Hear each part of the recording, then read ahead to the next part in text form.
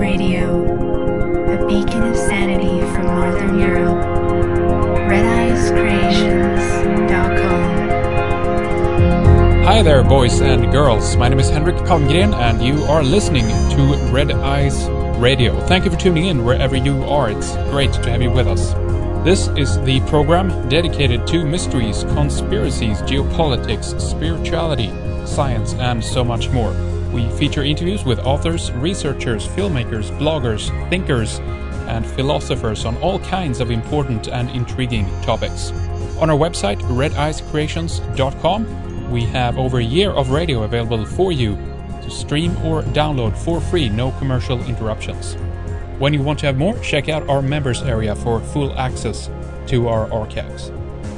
Thank you for all the emails as well with the positive praise about the program. People from all over the world who tune in and enjoy what we do here. Today we have actress Mary Sean Young with us. Internationally acclaimed, active from 1980 up till today, both on the silver screen and on television.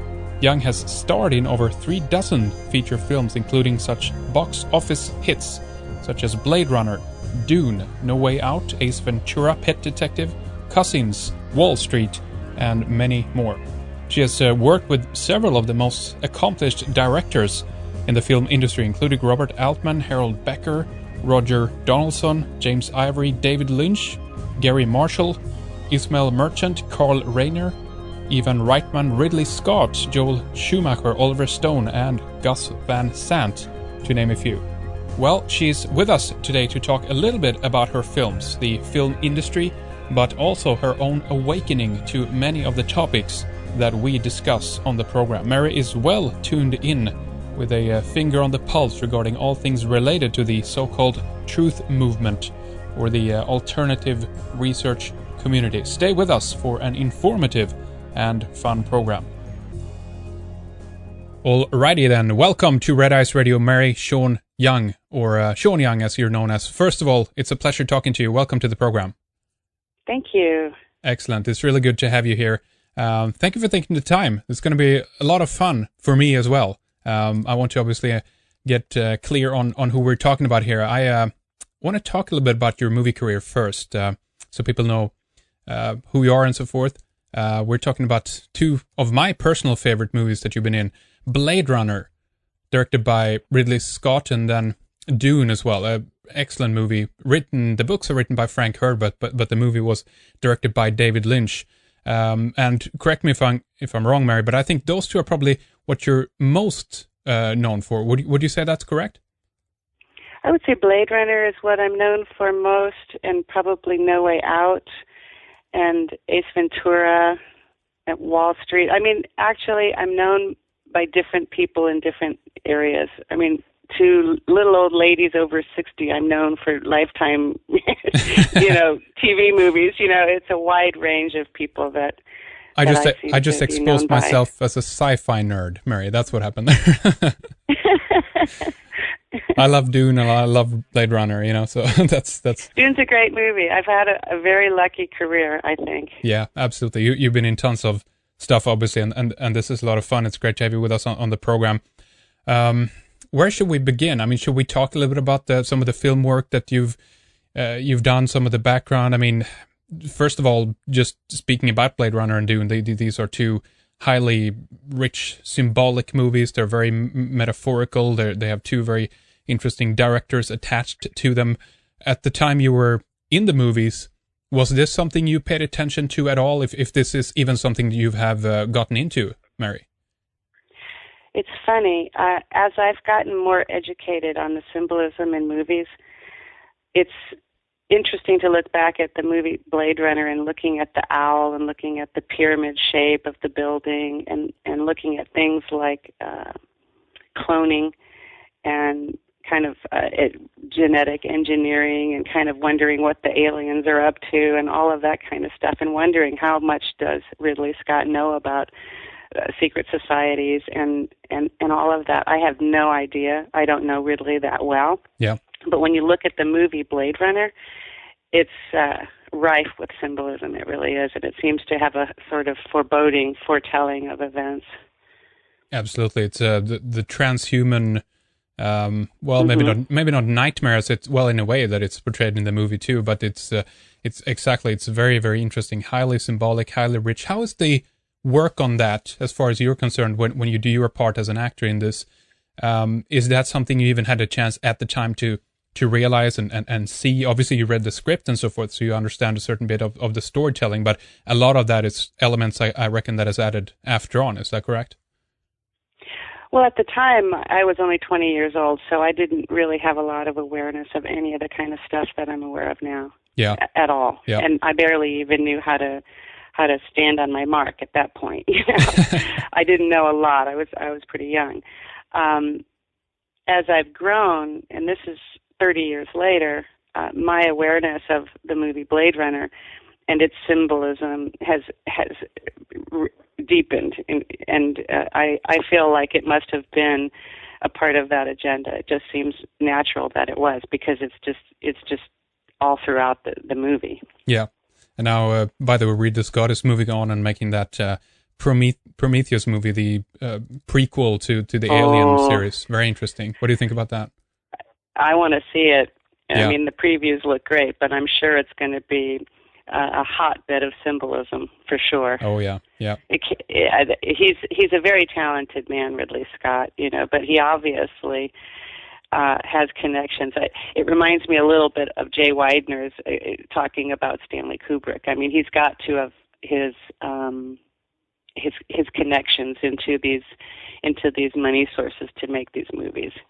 I believe you're right. That's actually a very good analogy, because he has certainly proved, I guess, himself to be somewhat extra than all the other ones out there. He's made some fantastic movies. Absolutely, you're right. So, what do you make of the some of the other aspects in movies like Dune? I mean, that was David Lynch, another very interesting and talented director as well. What's your take on Dune at this stage?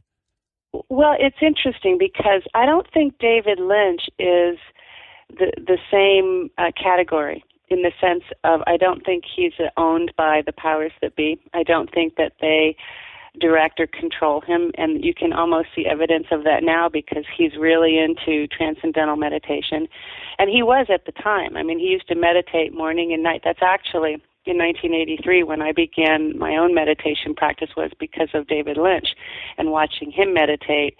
He had a little timer, and he would meditate before he'd go off to work, and he'd meditate after work, because we'd all stay in the hotel, and he'd say, well, I'm going to go meditate now. And they'd be like, oh, what's that? And he's very much into that practice. And so I think when he did Dune, it was his experience that it was kind of awful. You know, I don't think he felt like he walked away from the making of Dune with getting to make the movie he wanted to make. You know, and I think he had resistance from people, and I think it was difficult for him. Isn't there an Alan Smithy version of Dune? I think there is, because he refused to put his name on it, as far as I recall. Really? I mean, I think that they Alan Smithy is the name in the Directors Guild that you give to a picture you don't want to put your name on. Yeah. I'm reading this right now. In some cuts, Lynch's name is replaced in the credits with the name Alan Smithy. Yeah, you're right. Yeah. That's the insider name that the Directors Guild gives to projects that the director has taken their name off of. Wow, interesting. Mm-hmm. Do you know why that was the case? Why that happened? Not specifically. I just know that they, people argue, like Dino De Laurentiis, or maybe Raffaella De Laurentiis, or maybe the people that gave them to do the money had an issue with how long the picture was going to be. Plus, I don't think that they released it at the right time. You know, you need to, all of these factors play into how a movie is received. And I think that people who invest in movies have expectations. I mean, for example, even Blade Runner, when it came out, was not considered a success. That's right. It only became a success after many, many years, and it got its cult status from people watching it. The people and word of mouth made that movie the success that it is. That's right, and there's multiple versions of it too. One when Harrison Ford actually reads the dialogue on top, the narration, and one without it. And It's weird how that happened. I've been reading a little bit back and forth on that, but I kind of like the narration version as well in there. Actually, I do too. Yeah. And in the original, and this is kind of just strange, but apparently that very last shot was taken and borrowed from Stanley Kubrick. The one when they're driving away, yeah. Yeah, the one they're driving away, and then they cut to the aerial shot. Yep. The Stanley mountain Kubrick, shot. Apparently, that was given to Ridley from Stanley. He borrowed it. He took it. I wonder why. Because that's also the director's cut ending, isn't it? Or was that the one that was included on the original version? The original. Okay. I mean, I don't know if it's on the further later versions, but it was on the original, and I was like, really? He borrowed a shot from Stanley Kubrick? You know, like, why would he do that? And there was a lot of arguing in the beginning of that, in the first release, because the people that were in charge of releasing the movie didn't want Harrison not to be human, because they felt like the hero of their movie had to be a human being. But it was always Ridley's intention that Deckard, Harrison Ford's character, should realize and figure out that he too was a replicant. Yeah. So that was one of the things, and I think later it in the later versions, I think he got to have more of what he wanted. Ridley got more of what he wanted in the long run, but it was a classic before that anyway. It was. I mean, it's a great movie. There's just so many layers of interpretation to it, and you mentioned the Tyrell character. Living at the owl. In the owls, certainly he lives at the top of that pyramid type, skyscraper. It's very, very rich, very symbolic. Everything. Where do you know who more was involved in the designing and things like that behind the scenes? I think it was Sid Mead, wasn't it? I think it was. That's right. And you know what's funny? In 1982 or whenever it was nominated for Best Art Direction. You know who won Best Art Direction opposite Blade Runner? Was Gandhi. Really? Okay. Really? That was, I guess, in the days before screeners, you know? But yeah. Interesting. Yeah. Wow. Yeah. Well, it's just amazing. And then, you've also done a movie recently finished up, and I definitely want to talk a little bit about that later, some of your work that you're doing now. But why don't we shift over a little bit and just discuss, I guess, why you're on a program like this, and how you ended up listening to some of the programs and the topics that we address on Red Eyes Radio, Mary. You've been very instrumental in my education, and I feel like what you're doing is very important. Very important. I honestly feel like you're maybe one of the only sources that anyone in the world could actually find you and learn something, because your archives are really important as well. Because in my opinion, humanity is being preyed upon. I mean, as a species, not only by old satanic families like the Rothschilds and Rockefellers, Collins, DuPont, Warner, Russell, the world's monarchies, the Vatican, but also preyed upon by these families' employees, by governments, by the military, by banking institutions, by academia. So who does that leave? Yeah. Yep. That's all the people who aren't wealthy, aren't connected, aren't educated, who are easy to manipulate, are easy to persecute, and who don't believe any of the issues which you cover on Red Ice. That's so right. That's a problem. Yep. That's a problem. And that breaks my heart. Because I was listening the other day to one of the people on your show, Mark Passio.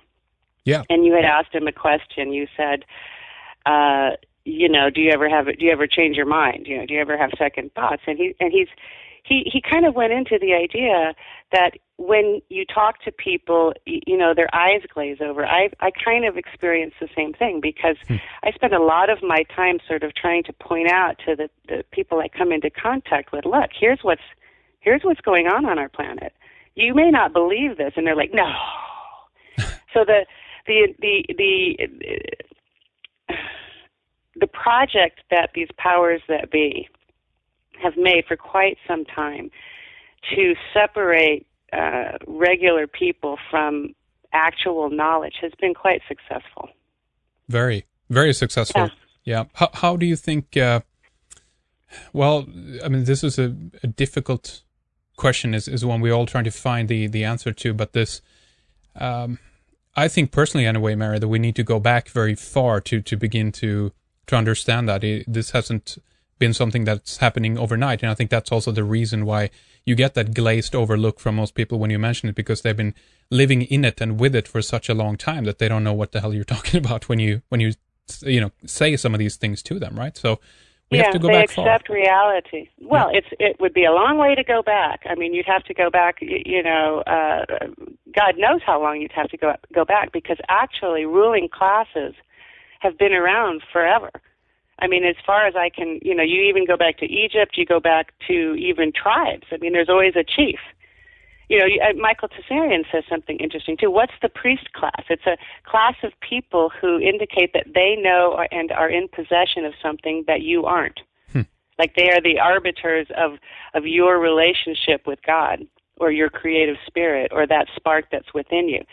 Or even the Catholic Church, you can just go back that far. Or you can go back to pharaohs, you can go back to, there's always a ruling class, and that ruling class's objective is to maintain control. And that's the paradigm we live in. That's the objective, and that's very true today, which is these families want control. And I think it goes even deeper than that, because I think these families have people above them. I think my own personal belief is that there is an alien agenda and that there are aliens on the planet. And a lot of people, when you go there, they're immediately like, uh-oh, crazy person. They can't even wrap their head around that at all. But then the research is there. I mean, besides, you could go to a book like The Threat, Revealing the Secret Alien Agenda by David M. Jacobs, Ph.D. That guy's done a tremendous amount of research. He's amazing. I think that's one of the best books, and I read a lot of the alien books. Yeah. But you go and you look at things like what's going on in Dulce, New Mexico. What in the hell is that place? It's like the Andromeda Strain. You look at the movie The Andromeda Strain, and these underground bases and stuff, and you go, what in the hell is going on there? And if you see any of the kind of pictures about these genetic modifications and engineering that might be going on, and then you think about why are all these cows showing up all mutilated all over, near Vegas and all in that Area 51. Like, is that on purpose?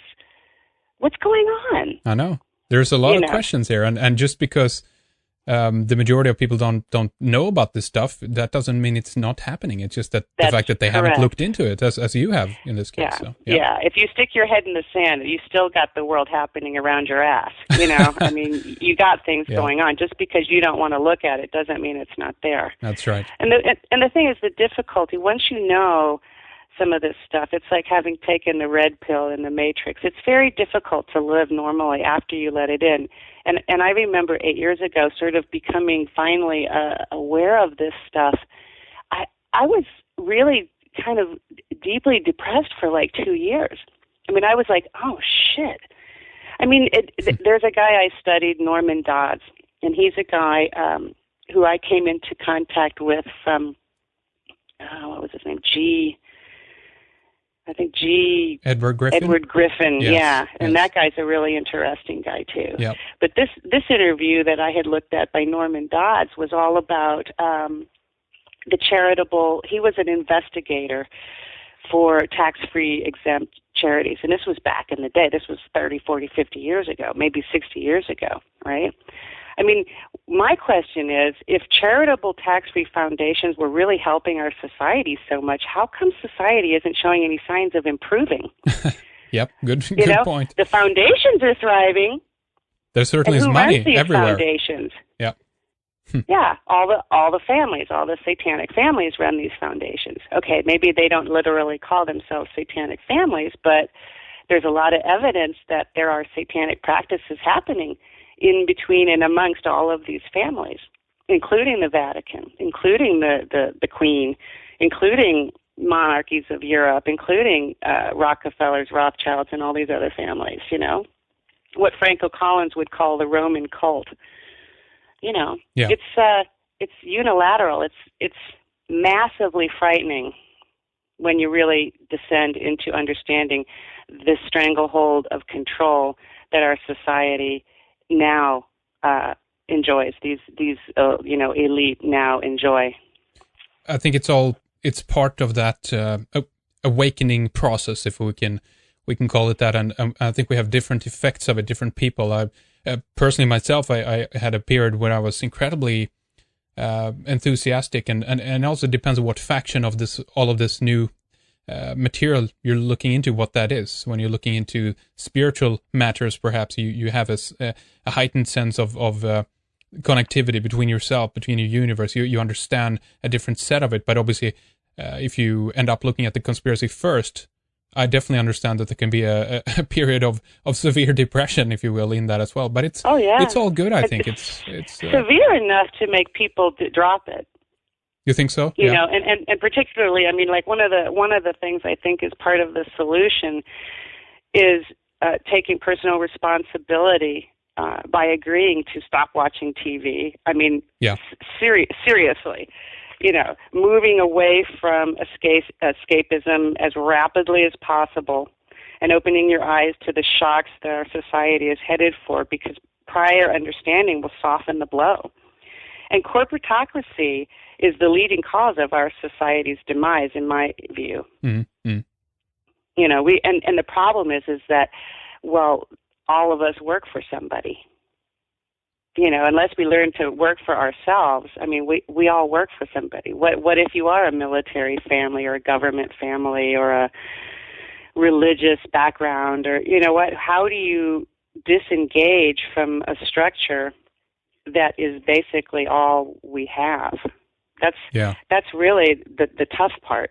And in my view, we really have to get back to the point where we're returning to local farming practices, including your own backyard, and protesting the food police and resisting organizations such as Monsanto and the FDA and the USDA and basically most government institutions, because not recognizing who your enemy is has been a big element in our enslavement. Oh yeah, for sure. So do you see that because the corporate world, the corporate structure that you're talking about too, I also see that as an interface for potentially somebody else.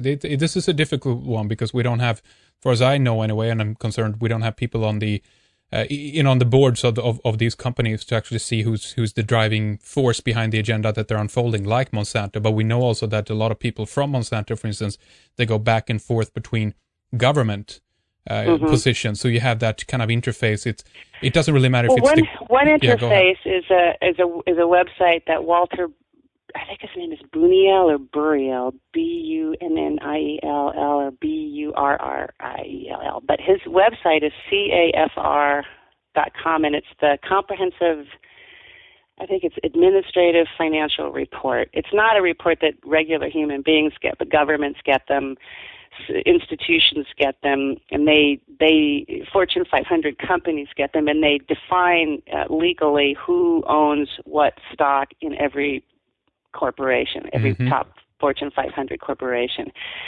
For example, Motorola, 96% of Motorola stock is owned by people who have owned it for its entire existence. 4% of it is traded on the stock market, but it's presented as that 4% is actually 100%. So it's very deceptive. Mm-hmm. Okay. You know what I'm saying? But I mean, the tricky part about the powers that be is that there's always some proof publicly. There's always, oh no, we published that, you know, in the back small corner of the New York Times where we published something that told the truth, but you'd never catch it. It's not front page news. You'd never catch it, but they have the right to say, "Oh, we did publish that information. We're legally upstanding citizens here." Yeah. But it's very deceptive. You know, the information is out there if you care to dig deep enough. It's just most people are trying to pay their gas bill and get from, their one slave job to the next slave job. I mean, most people don't have the time the freedom to actually do that research and dig that deep, because it takes a lot of effort to figure out these games that these ruling elite corporations and foundations and families are well aware of. Absolutely, you're completely right. They claim things are transparent. We know everything is out there in the record, as you say. But this is partially this is the responsibility of the media. They are obviously not doing their job. They are in the same hands as these companies that we've been talking about in there's many regards. There's no media anymore. Yeah. I mean, my father, Donald Young, was a journalist. He was a producer for NBC News in Cleveland, and then he went to NBC News in New York City. And one of his big complaints I used to listen to was about the Jews. He was not a guy who liked the Jews in the news business. He said that they took over. He wanted to do stories back in the 70s about the Arabs. He wanted to give the other side of the story. And he was summarily walked out the door. Yeah. He and that happened, and that's really a little bit what the movie broadcast news is about. I mean, my dad did the job that Holly Hunter did in that movie Broadcast News. Okay, yeah. And Albert Brooks's character and hers, really were aware of what was happening to the media. The media is gone. There is no media. I agree. There's the noise. It's sort of like you had a guest on the other day talking about governments. I can't remember his name, but he basically says the government doesn't actually have to do what it says it will do to improve society. It's propaganda. It's they pretend to do it, and they make some noise about doing it, and then people assume that they're going to keep their word and go ahead and do it, but that process never takes place. That's right. You're talking about Stefan Molyneux, probably. Yes, that's right. Yeah. That's right. Very interesting. Yeah. So what's your obviously we have a new media, if you will, that is arising and doing the job that the regular media should do on the same. I've always argued though at the same time that I've never seen a difference between going and buying a newspaper than it is from buying an ice cream or something. It's a product, and they are individual corporations, and as far as I know anyway, well, in Sweden it would be somewhat different, but if we look at it from the point of view of American media, international in that way, they, as far as I know, they don't hold any responsibility. They don't have to do what they supposedly say that they're going to do, as far as I know. No. So it's up to people. And if you have a choice between ice cream and People Magazine, go for the ice cream.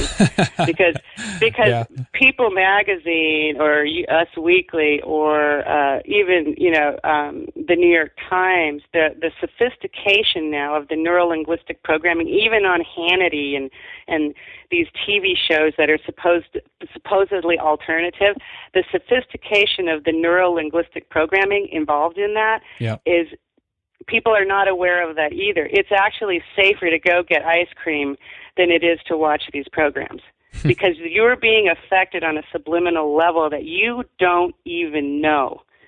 You are that unaware of how deeply affected you are by it. And all you have to do is shut your TV off for a month and monitor how you feel. And that alone is proof enough. When you look at these magazines that have these images in them, it steals your energy. People think, it's harmless. It's not. You are being affected on a deep level that you're not even aware of. But these folks that produce this stuff, they're quite aware of it. Now, what is mind control? Mind control is repetition. It's like when I tell my kids, brush your teeth, brush your teeth, brush your teeth, brush your teeth. That's mind control. Yep. That's me trying to get them to do something by saying it over and over and over and over and over again. That's what mind control is. So when you look at an image, for example, some of these images that young girls are doing now, the over-sexualization of young girls, or the familiarity on television kid programs like iCarly, or there's a bunch of them. Disney puts them all out. They're the worst. Yeah. They over-sexualize the girls. They make homosexuality seem very normal, I mean, Yeah. I don't have an issue with homosexuality. I don't care. I don't care if people get married or they don't, whether they're gay or straight. I don't care. But why is that on kids' shows? I agree. Yeah. What the hell is that? Yep. So over and over again, we're getting these repetitious messages on our televisions, and they're seeping into it, and it's been going on for so long, just inch by inch, little bit more, little bit. If you showed a TV show that we watched today to a family in 1945, oh, God. it would have given them a heart attack. Yeah, you're right. They're boiling the frog. It would have given them a heart attack. Yeah. They're boiling the frog, Mary. That's what they're doing. Slowly turning up the heat. Yep. Mm-hmm. And they are a climate. Yeah, go ahead. I think there's an agenda too. There's the secret agenda, and then it's going to be moved into the semi out there agenda, transition agenda, and then there's going to be the sudden agenda. And as far as trying to pull all of these pieces together in society, there's very few people who have all of those pieces, and I'm very curious as to who that is, because you can, and then you move into the sort of religious or spiritual zones, because I don't know. I mean, is there a Satan? I'm very curious as to what the whole Luciferianism is among all these families, because it's pretty clear that all of these families kind of practice Luciferianism. I don't know. Yep. I have no idea. We hear a lot about it, certainly, and there seems to be a veneration for at least a mythological character of Lucifer that we hear about.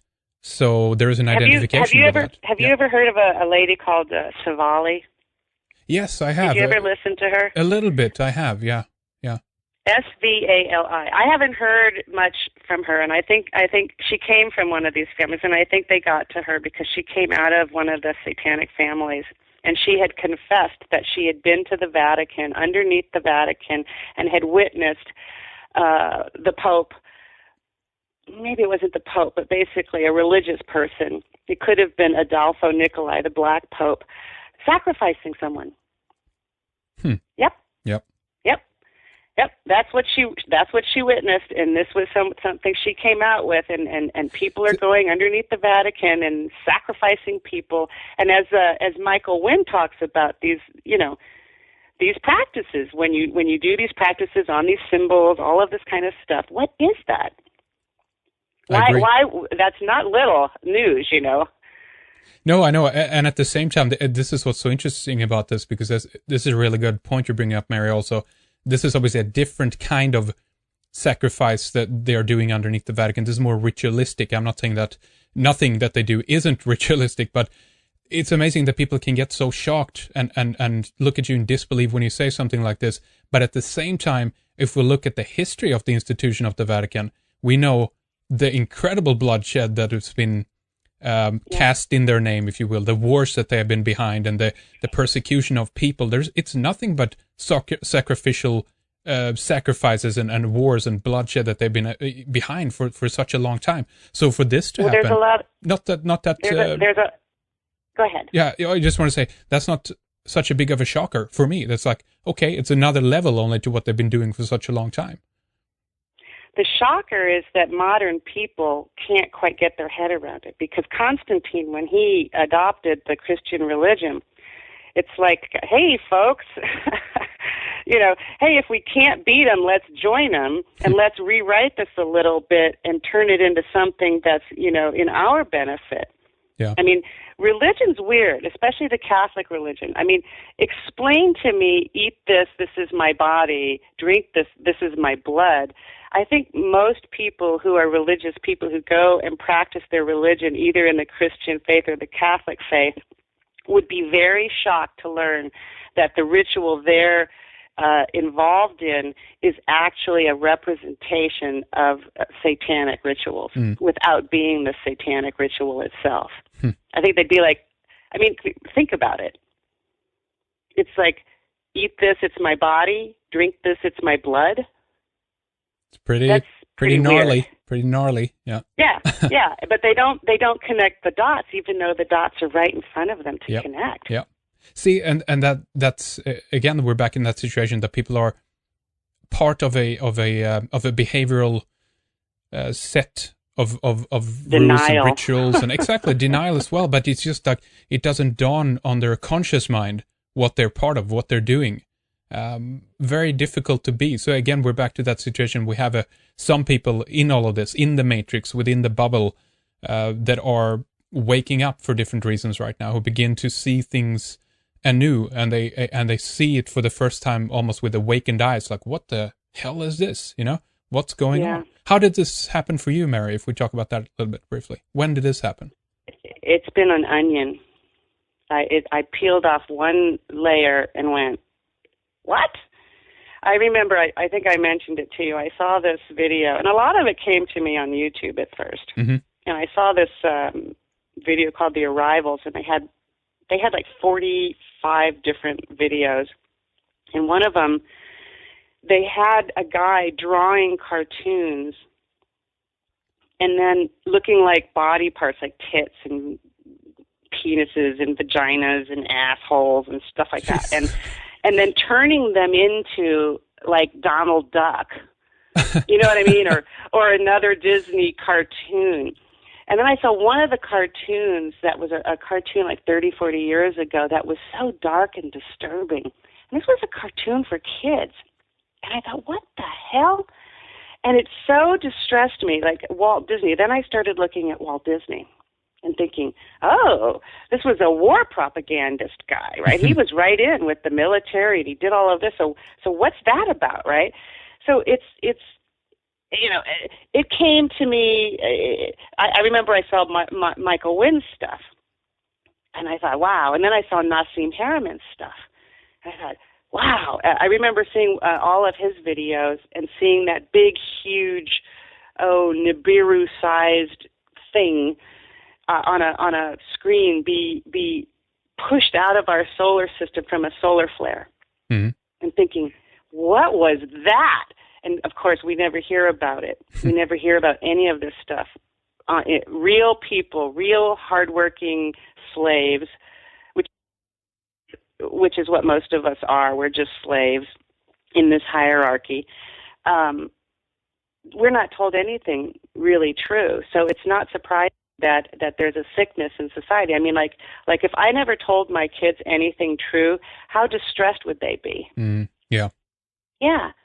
And the problem is, there are so many problems. There's been so much withheld from us that I think that the powers that be, and you can understand that, are terrified to come out with it now. I think actually a lot of these families would prefer it in some ways. They might actually be like, the game's up, maybe we should do something, because we're actually destroying our own home as well, Yeah. The fabric of our own society is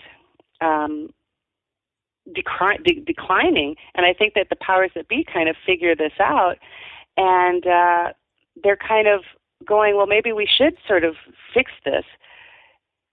Their terror at fixing this must be huge. Because it's like what Judy Wood said, Dr. Judy Wood, about the free energy and what brought down the towers. I happen to agree with her. Mm-hmm. Yeah. Those towers disappeared. They sure did. And it wasn't just a fucking plane, Yeah. It wasn't. There's no way that was a jet fuel thing that brought that plane down. There's too much evidence, and too many professionals have already corroborated on that and agreed with it. But you try to tell people that, and they're like, they can't quite let it in. No. They don't understand what free energy means. They don't understand Nikola Tesla.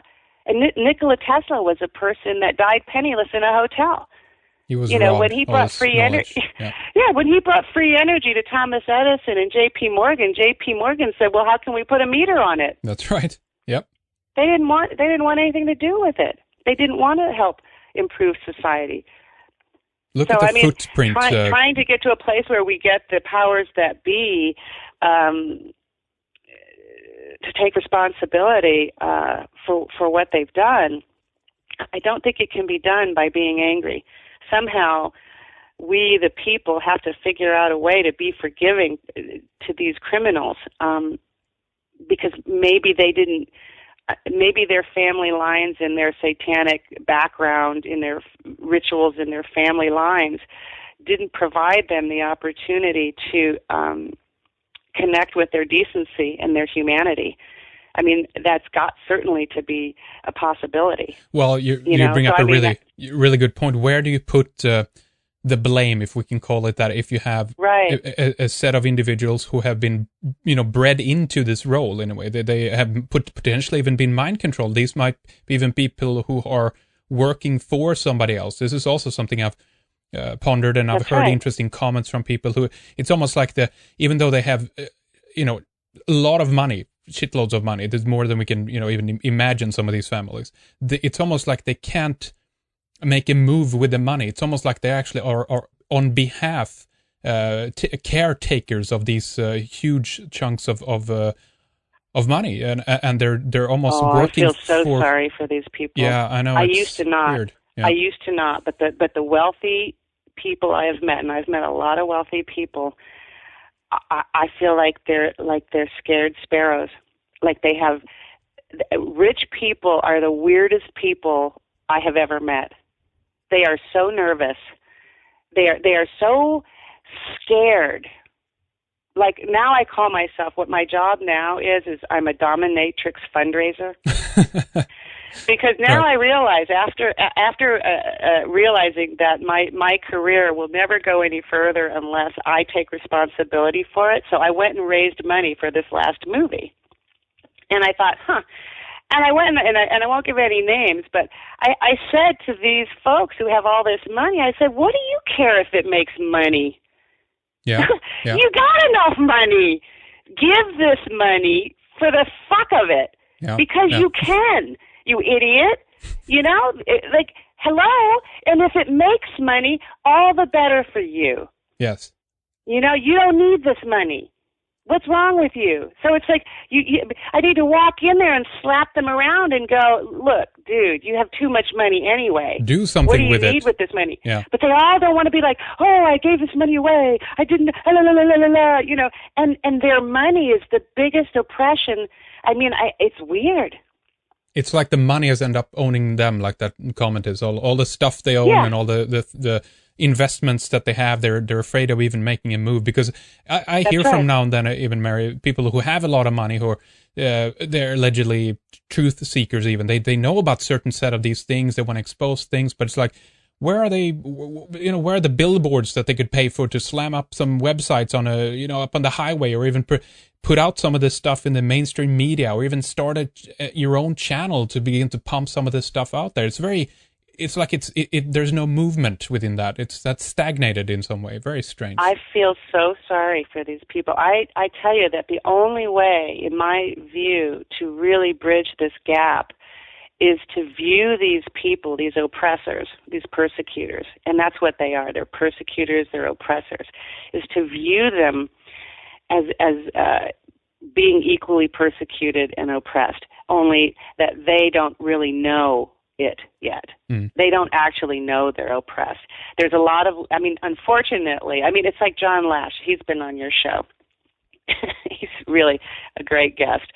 He's like, don't worry about dying. You're dead already. You don't understand it yet, though. Yeah. You need to let this stuff go and start living again. And in a way, the poor people of the world are really doing a better job at living. And that's what's not understood by these power elite. They just don't understand that yet. Okay, it's true. Poor people are being fed a load of GMO bullshit, but you know what? They don't walk around with the same type of pressure and oppression and fear that the ruling elite walk around with. It's amazing. And the fear that one day they might lose it all also. Yeah. And they think that their money is their ticket into heaven or into the afterlife. It's not. It's what you do here, and the good that you do with it that is actually the accumulation of what your life is. It's not how much money you have. Your money saves you from nothing. And that's what, that's the big divide that we need to figure out. That's really it. Because I don't want to be angry at the ruling elite. I don't understand the full effect of what it's like to be on that side of the fence. I certainly don't. But the people that I come across, I honestly feel sorry for. I'm like, oh, you poor thing. You just, it's like studio heads. It's like you move up in the Hollywood structure, and that's a very Illuminati-oriented, society. Oh, yeah. But you move up, you have a couple of big successes, and that's because you did what you wanted. The higher up you go, the only power you have is the power to say no. Because the power, when you say yes, your butt is on the line, and you could fail. So the higher up people get, the better at saying no they get, because they're too afraid to take a risk. Yeah. That's a good point, and it was that risk probably from the beginning, if they weren't born and bred into it, that made them end up in the situation where they now are. They took a risk, they tried something new perhaps, and consequently they got somewhere because of it. But how do we, obviously I anyway personally don't think that it's, maybe from our perspective, if I can put it that way, I don't see that things are always that aligned. I don't think that everybody who is on a certain level within what we would call the elite or in a uniform plan, if we can put it that way. I think that there's a lot of discrepancies, a lot of different intentions and wills up there, and I think it might be pretty chaotic at times in terms of how things actually go according to the plan that they want to unfold. And you can certainly comment on that if you want to as well, Mary. But if we, for a moment, go back to try to find why this is happening and where we put the blame, do you think it's fair to say that some of these people, at least, are possessed in some way by something or an idea, a philosophy? How do you see that? Well, I think we have to move away from the idea that the elite, the ruling elite, are that confused. They're not that confused. They call each other up on the phone. There's a handful of them at the very, very top. There aren't that many people. But you could say there's a tier system. There's a people at the very, very top. They're in touch with whoever the fuck they want to be in touch with. Then there's the people under them, and you could maybe put the CFR or our politicians or our government or the military or whatever. Then there's the people under there. And this isn't even factoring in the aliens, because the aliens have powers that none of the humans really do, like telepathy, and the ability to freeze people. You know what I mean? I mean, they have a lot of powers that if you do the research, it's like who's at the very, very top probably has more awareness of more than you realize. Mm-hmm. I mean, they can tune in to more places than we're actually able to consciously understand. And that's and possession is a real interesting thing, but that's I look at that as something that's more associated with the Vatican and with the monarchy and with the satanic families, because those are the people engaging in the satanic rituals. Yeah. I don't feel possessed. You know what I mean? Right. I'm not involving myself in these, in these activities. But the real people, that to me is the only place that we're going to make any progress.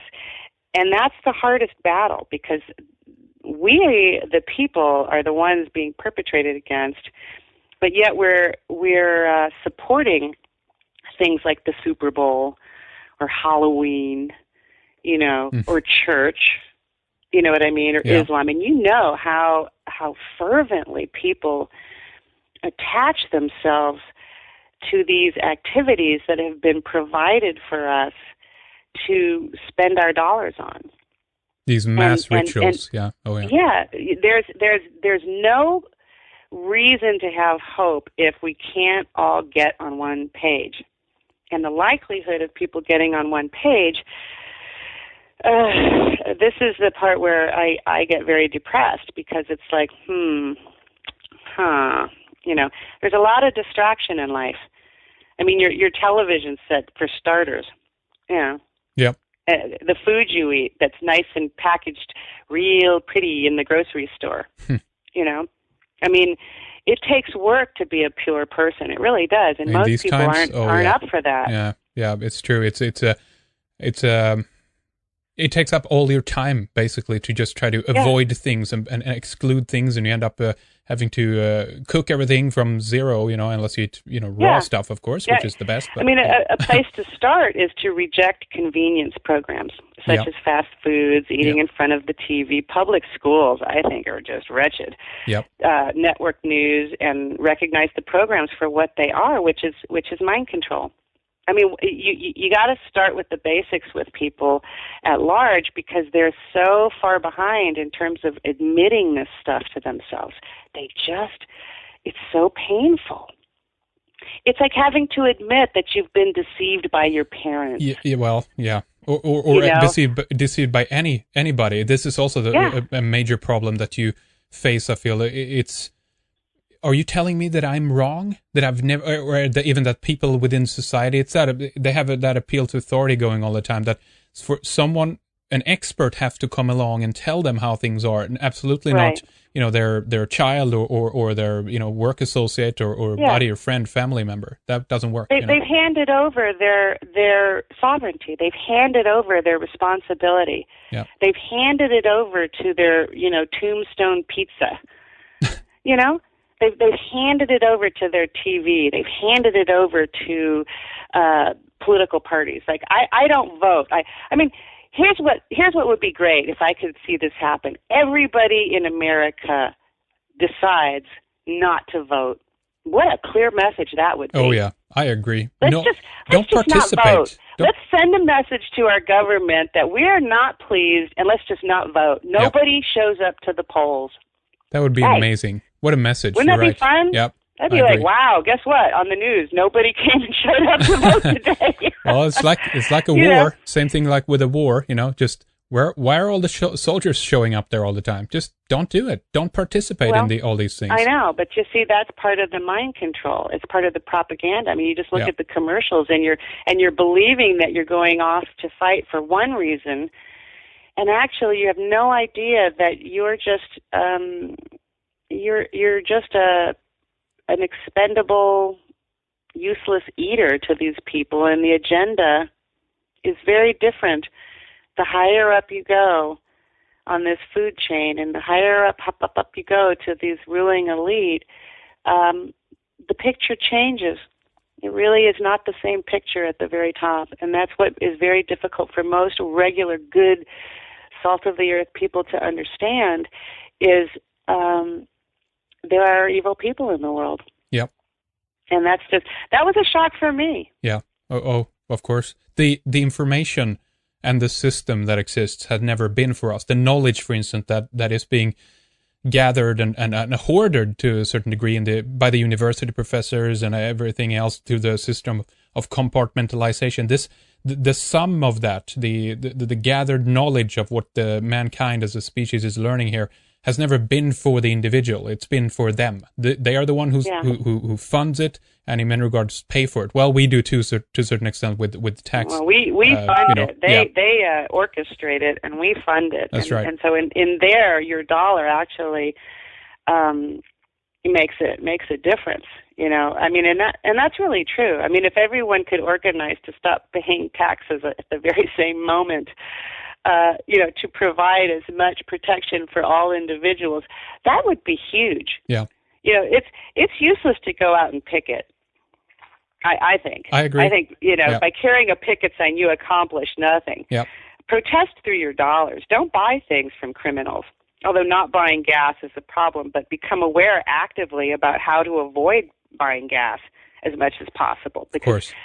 That's part of our trying to take personal responsibility, and unfortunately, that's what we're left with. We're left with the fact that we, the people, are still holding the big basket of shit that has been handed down to us. Yeah, and that's a fact. We can't really rely on our institutions anymore. They're crumbling. And the Federal Reserve, I mean, if we did everything we should do, the first thing we should do is a return to sound banking. Fire the Federal Reserve banks, print our own money without interest. But the problem is any president who really tries to do that is killed. Yeah. Boom. Yeah. So, I mean, President Kennedy was killed right in front of the American people, so we would be damn sure to know what was going on. Yeah. These are also mind control. These are traumatizing events for people like 9/11, and these are also excellent times for them when they actually put through their message of mind control, because people are in a traumatized state and they're just completely open to anything that is being put out there, either as an excuse or the solution, if you will, to the problem in many cases. I don't know exactly how that went down with Kennedy. But that certainly sent the message. 2 weeks before Kennedy was shot, he signed an executive order, and the executive order, the number of it is, I believe, it's 111110, and he wanted to back Treasury bonds with silver. That was what he did. He said he understood the problem. Lincoln understood the problem. He wanted to make his own greenbacks. He was so outraged. Yes. He wanted to do greenbacks, I think it was called, and he was shot. Okay, so Andrew Jackson routed out these he called them a den of thieves. The charter for the first bank, the Treasury Bank, I can't remember the name of the bank during Andrew Jackson's presidency, but he got rid of them all. And then the very next president reverted back because he was obviously in on it. In terms of the right to the only reason the Federal Reserve has any power is because the American people in 1913 allegedly voted to give them exclusive right to print money. That's it. And it's supposed to come up for review in this year. Do you think we've heard anything about that in the news? Yeah, no, not at all. But we do. Not at all. Are you encouraged though by this? I mean, we even at this stage, for Christ's sake, even people like Anthony Robbins is out there now talking about the debt and the Federal Reserve and everything else. I mean, it's spreading to a certain degree, which is very good, of course. Well, it's exponentially impossible to keep this system going in the way it's been going. I don't know if this is true, but I heard Ecuador's government said, well, we just decided we don't think we owe you any money. Yeah. And I think that's a perfect solution. Why not? I remember reading John Perkins's book, Confessions of an Economic Hitman, thinking, here were people going into a country and estimating the infrastructure at like 50% when they only needed like 8%, right? Just to swell it all up and put that country into debt. That's what this game is all about. Yeah. It's making people slaves. Plain and simple. That's right. Iceland, another good example, they had debt forgiveness here, mortgage and debt forgiveness to their people here a while back. I'm still trying to find and confirm these stories properly, but at least for now, that's what I know. This is no problem for government. They print the money. They can also just say, you know what, forget it. Let's start over. Yeah. Rip it up. Yep. Hey, all of this $1 trillion debt here, I'm going to burn it in this fire. Let's start all over again. Listen, if if it never existed to begin with, which is the case with the current monetary system, why should we suffer from the consequences of it? Just strike it out. Well, because people are great at frightening people, and it's sort of the game. It's really the way it works. It's like if you can keep the poorer classes frightened, then you can keep control over them. Mm-hmm. But it's all based on a bunch of stack of lies anyway. So what's necessary is that people need to wake up. And I'm encouraged by the fact that David Icke had a vision, I don't know how many years ago, that there would come a time that what was unknown would become known.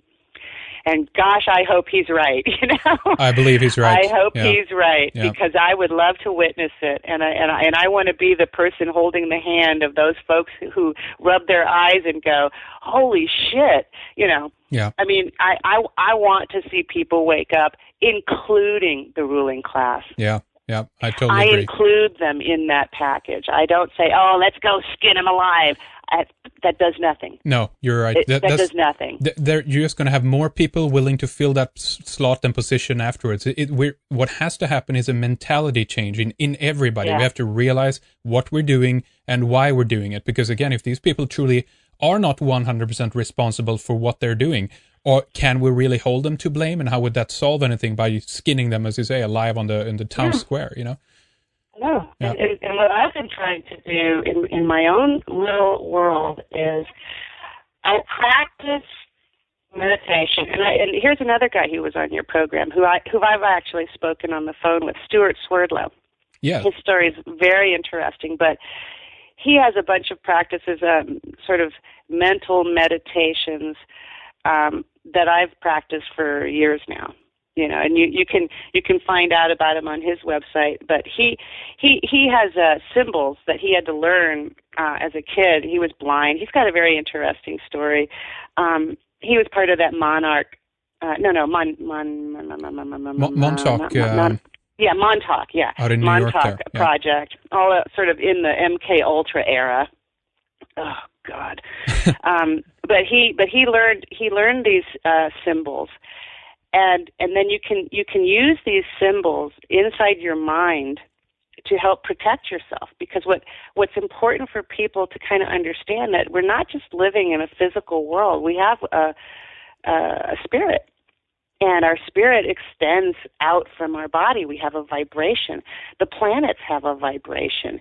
The Earth now is emitting these sounds that are becoming a phenomenon. Now, maybe they're being created by the governments, but hey, you know what? I think it's more like in the vein of like John Lash about Sophia, or maybe George Kavasilis, which is Mother Earth is making all of these adjustments now, and all of these vibrations are starting to come out. There's going to be, changes, but those changes can be addressed within ourselves through meditation. Like I use a meditation that you can find on Swerdlow's website, where I surround myself in violet, and I imagine myself in the middle of this tetrahedron, which is like two different triangles sort of intersecting, which actually Nassim Haramein talks a lot about too. But and then doing that in the morning and doing that in the evening, and using these merger symbols that you can look up on his site, or using other symbols that you can actually research,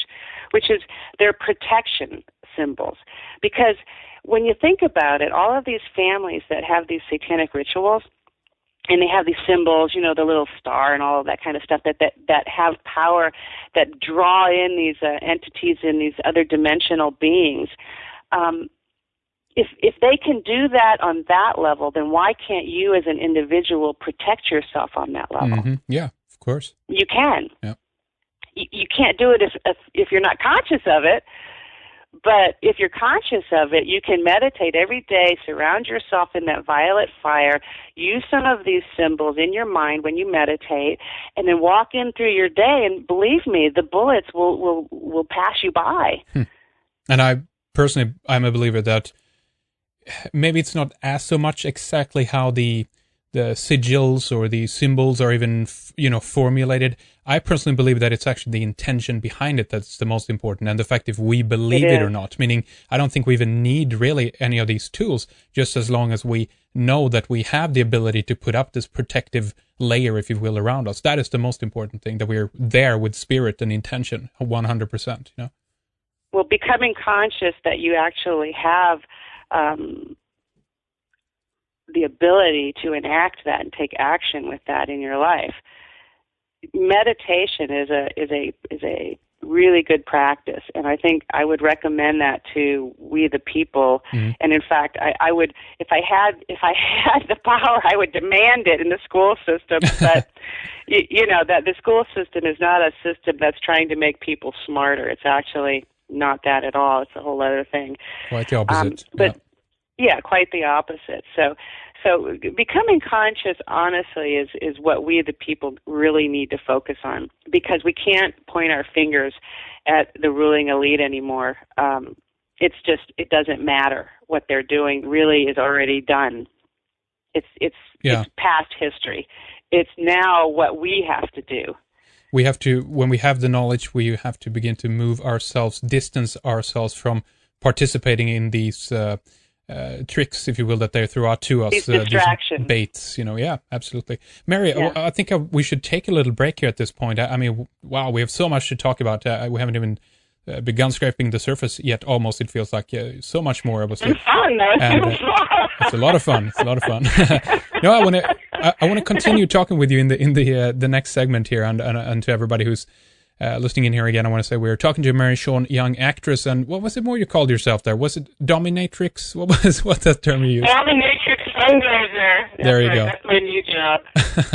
That's great. Why don't we? My new job. That's right. Why don't we talk a little bit about your website, and also I want to give that out to people so they know how to stay in touch with you if they wanted to, or read more about you and your interest, of course.